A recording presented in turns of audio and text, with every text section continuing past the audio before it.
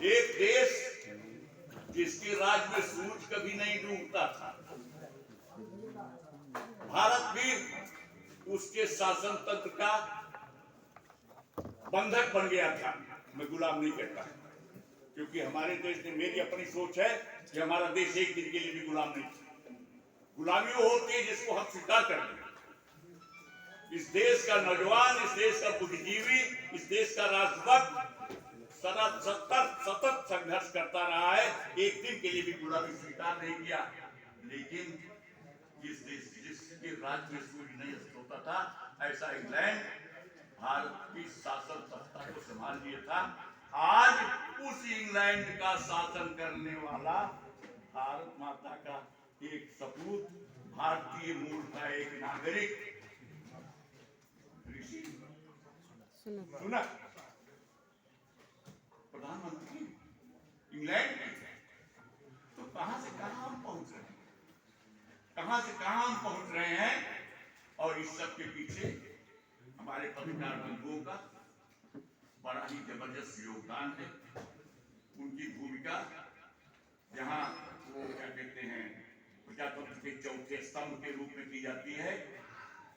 मैं जब देखता हूं पत्रकारों को, तो मुझको लगता है कि उनका अपमान किया। न्यायपालिका, कार्यपालिका, विधायिका, ये तीनों अंग जो हैं, वो जो गवर्नमेंट का एक्सचेकर है, उसका जो खजाना है, उसका शोषण करते हैं, उससे पोषित पालित होते हैं। ये पत्रकार तो अपनी सत्यनिष्ठा, अपनी कर्तव्य परायणता, अपने लेखन की सशक्त अभिव्यक्ति के द्वारा सारे समाज में मान पाता है, सम्मान पाता है, आर्थिक दृष्टि से कभी आगे नहीं बढ़ पाता, लेकिन इसकी पीड़ा कभी व्यक्त नहीं। ऐसा बहादुर वर्ग समाज का, जिसको हम पत्रकार कहते हैं, उसकी भूल भूल प्रशंसा होनी चाहिए। हम आप जो कुछ भी है, आज क्या अच्छा हो रहा है, क्या बुरा हो रहा है, हमारे यहाँ तक कुछ पहुंच न पाता अगर ये पत्रकार न होता, अगर संचार के माध्यम न होता। इसलिए मैं वरिष्ठ पत्रकार स्वर्गीय अरुण कुमार पांडे, जिनको मैं प्रायः देखा करता था, मेरे उनके बीच में व्यक्तिगत बड़े मधुर संबंध थे। गांव का सिपाही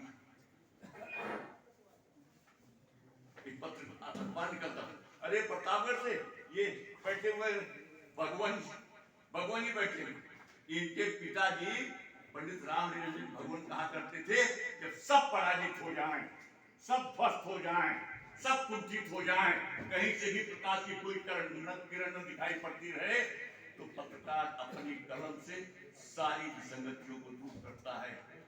जब सारी दुनिया आपके खिलाफ हो, तो कलम निकालो, कलम कभी पराजित नहीं होती है। उनके पुत्र भगवान जी बैठे हुए हैं, मुझको तो गौरव प्राप्त है। भगवान जी इतना बड़ा कागज का पोथा लिए हुए, जब भगवान करते मेरे पास चले जाते थे, कहते बैठो, ये देखो इतने समाचार संकलित करके ले आया है, इनको लिखो, मेरे पास समय नहीं है, लिखो। तो मैं कई वर्ष तक सारे समाचारों को लिखता था, और एक बहुत महत्वपूर्ण स्तंभ होता था।